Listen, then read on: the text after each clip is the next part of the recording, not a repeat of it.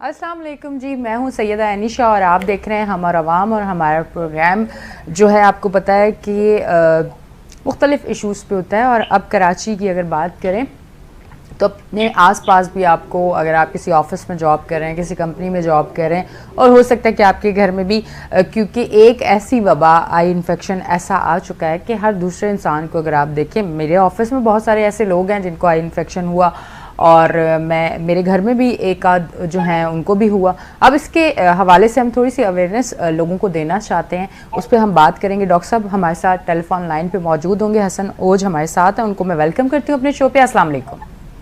अच्छा डॉक्टर साहब, मुझे सबसे पहले तो ये बताइएगा, कराची में आपके भी आसपास आपने देखा होगा, मैंने भी देखा है, मेरे ऑफिस में काफ़ी सारे लोग हैं जिनको ये इन्फेक्शन हुआ है।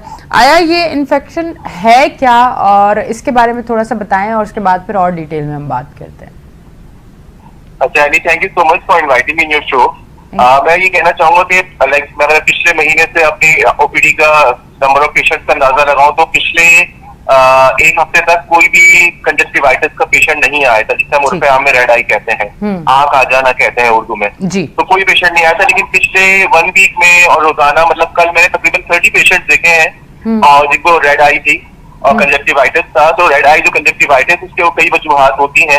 एक तो वायरल कंजक्टिवाइटिस जो आजकल फैला हुआ है, जो एक से दूसरे को लग जाता है बहुत आसानी से, it's very very very highly contagious. दूसरा बैक्टीरियल कंजक्टिवाइटिस होता है, वो भी वायरल के साथ यूजुअली कॉम्बिनेट कर रहा होता है, क्योंकि वायरल कंजक्टिवाइटिस की वजह से हमारी इम्यूनिटी बहुत कमजोर हो जाती है, तो बैक्टीरिया बहुत आसानी से असर करते हैं और बैक्टीरियल कंजक्टिवाइटिस में कन्वर्ट भी हो सकता है, और बैक्टीरियल कंजक्टिवाइटिस कॉमन भी है।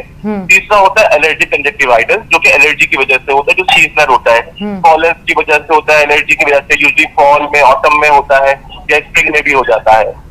आजकल जो फैला हुआ है वो है viral conjunctivitis. Viral conjunctivitis usually दोनों आंखों में होता है। बैक्टीरियल स्टार्ट होता है एक आंख, और हम इसको ये समझते हैं कि किसी की आंख में देखने से भी कंजक्टिवाइटिस ट्रांसफर हो जाता है। अभी आपने वो बात कर दी कि अभी मतलब कोई 5 मिनट पहले ऐसे ही मुझे किसी ने कहा कि अगर आप चाहती हैं कि आपकी आंखें बची रहे तो आपने हमारी आंखों में नहीं देखना। तो मैंने कहा आज तो डॉक्टर साहब से मैं ये पूछूंगी कि ये वाली जो चीज है कि आंखों से अगर आप उस आंखों में देखेंगे जिसको ये इन्फेक्शन हुआ हुआ और ये हुआ हुआ, तो आपको क्या लग जाता है ये वाली चीज है? मतलब अब मैं ये इसलिए मैं आवाम के लिए पूछ रही हूँ ताकि उनको ये बात मैं ये कहूंगा इस पे देखे, ये कोई गाना या फिल्म में चल रही है कि आंखों में देखा और फौरन ट्रांसफर हो गई चीजें। वायरस या बैक्टीरिया आंखों में देखने से ट्रांसफर नहीं होते हैं, बल्कि उसका एक पूरा मैकेनिज्म होता है। फॉर एग्जाम्पल मेरी आंखों से आंसू आ रहे हैं और वायरल कंजक्टिवाइटिस मेरी आंखों में हुआ है, तो मैं आंसू अपनी आंखों हाथों से पोंछूंगा जब, और वो या चेहरे पे आएंगे, अपने चेहरे को मलूंगा, तो वो अगर मेरा हाथ टेबल पे रखा जाएगा, अपने हाथ पे किसी चीज को पकड़ूंगा मैं, तो उस चीज से वायरस ट्रांसफर हो जाएगा। और दूसरा बंदा जब उस चीज को पकड़ेगा, उस टेबल पे हाथ लगाएगा, तो उसको ट्रांसफर हो जाएगा। और गलती से उसके फेस पे चला गया और हाथ उसका टच हो गया या आईज के पास रब उसने कर लिया, तो वायरस में ट्रांसफर हो जाएगा। इसीलिए जो लोग करीब रहते हैं एक दूसरे के, जैसे कि बहन भाई कमरे में एक साथ रह रहे हैं, बच्चे एक साथ रह रहे हैं, हस्बैंड वाइफ है, तो उनको लग जाता है आसानी से, या कोलीग्स होते हैं साथ में, उनको लग जाता है आसानी से, क्योंकि एक ही टेबल शेयर कर रहे होते हैं वो लोग, एक ही चीजें जो है यूटेंसिल्स वगैरह यूज कर रहे होते हैं, तो उठते बैठते वो हो जाता है। इसके अलावा जितने भी फ्लूइड हो, चाहे वो टीयर्स हो, आंसू हो, चाहे वो स्नीजिंग हो, छींके हो, एयर ड्रॉपलेट्स हो, खांसी हो रही हो, इन सबसे भी ट्रांसफर हो जाता है।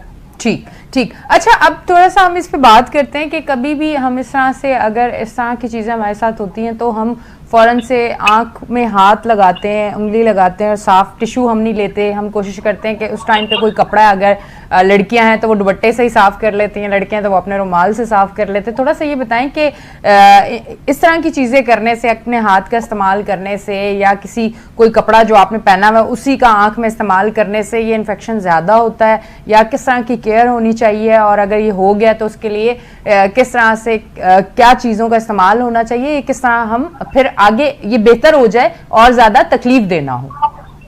अच्छा देखिए, आइडियली तो यही है कि हमें टिश्यू और ये जो चीजें, रुमाल जो है वो बार बार यूज नहीं करना चाहिए, क्योंकि आप वही सोर्स ऑफ इन्फेक्शन दोबारा उसमें डाल रहे हैं। लेकिन ऐसा पॉसिबल नहीं होता है। हम सोसाइटी में ऐसे रहते हैं कि जैसी बात है कि हम यूजली लेट बैक हैं और हम लोग उसको वापस यूज कर रहे होते हैं। आइडियली तो ये है कि अपनी आईज को रिंस करें 5 मिनट तक, थोड़ी थोड़ी देर बाद नॉर्मल टैप वाटर से, ताकि आपकी आंखें सही रहें, और उस पर उंगली नहीं लगानी है आंखों में।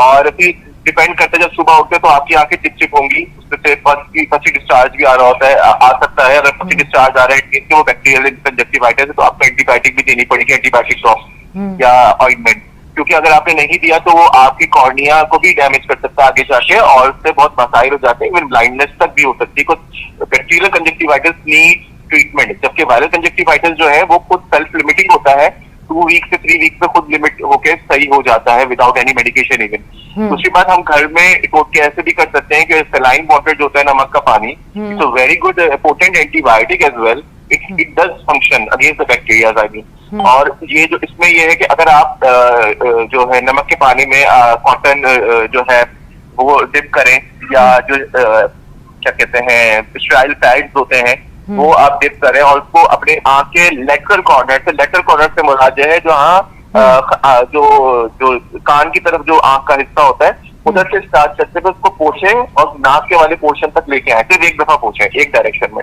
तो इस तरीके से आप पोछेंगे तो आपका जो है सफाई अच्छी होती रहेगी। बाकी आप ड्रॉप्स भी आते हैं आर्टिफिशियल टेयर के जो कि प्रोटेक्शन प्रोवाइड कर सकते हैं। ग्लासेस पहनने को इसलिए बोला जाता है कि दूसरा बंदा आसानी से आइडेंटिफाई कर लेगा। इसका मतलब ये नहीं कि लाइक वो उससे रेजेस नहीं निकलेंगी, लेकिन ये कि दूसरा बंदा आइडेंटिफाई कर लेगा that you have some eye issue and that you want people to stay away from you. कि अगर मुझे कंजक्टिवाइटिस हुआ तो मेरा फर्ज है कि मैं कि अपने स्कूल भी ना जाऊं, अगर मैं कॉलेज में पढ़ता हूँ कॉलेज में जाऊं, यूनिवर्सिटी में पढ़ता हूँ तो यूनिवर्सिटी जाऊं, अपने ऑफिस में ना जाऊं, क्योंकि मेरी वजह से पूरे ऑफिस को लग सकता है। जिस तरह मदरसे में होते हैं, एक बच्चे को लगता है पूरे मदरसों के बच्चों को लग जाता है, हॉस्टल में एक बच्चे को लगता है सबको लग जाता है, तो बड़ा एहतियात करनी होती है। ठीक है, अच्छा ये तो एहतियात आपने ये वाली बता दी ना। अब मुझे ये बताइएगा कि अगर ये वायरस हो गया तो क्या हम टीवी देख सकते हैं? क्योंकि फिर जब हम ऑफिस नहीं जा रहे और हम कहीं नहीं जा रहे तो हमने घर में बैठ के कोई एंटरटेनमेंट तो करनी है।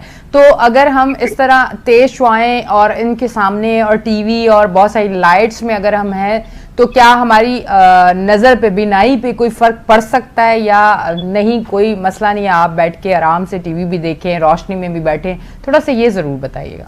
अच्छा, आप मुझे ये बताएं कि अगर मेरा हाथ है, मेरे हाथ पे सूजन आई हुई है, मेरे हाथ से पानी रस रहा है, मेरे हाथ पे तकलीफ है, तो इसमें आई साइड पे इशू ज्यादा सामने वाले की तहजीब डिपेंड करती है। थैंक यू डॉक्टर साहब, आप हमारे साथ टेलीफोन लाइन पे थे और आज हमारा जो टॉपिक था उस पर हमारी आपसे बात हुई।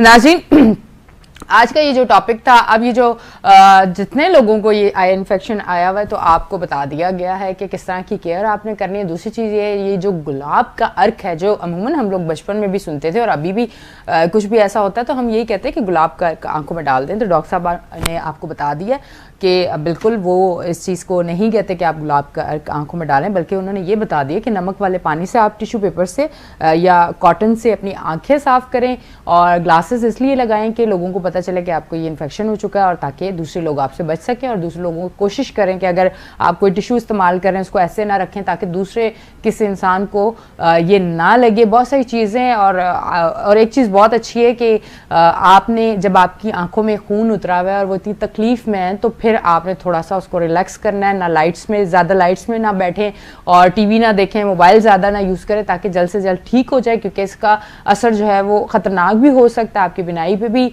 असर इसका पड़ सकता है। डॉक्टर साहब ने ये भी बताया। तो ये कुछ चीज़ें हैं जिसकी अगर आप केयर करें तो यकीनन आप एक हफ्ते के अंदर अंदर ठीक हो जाएंगे।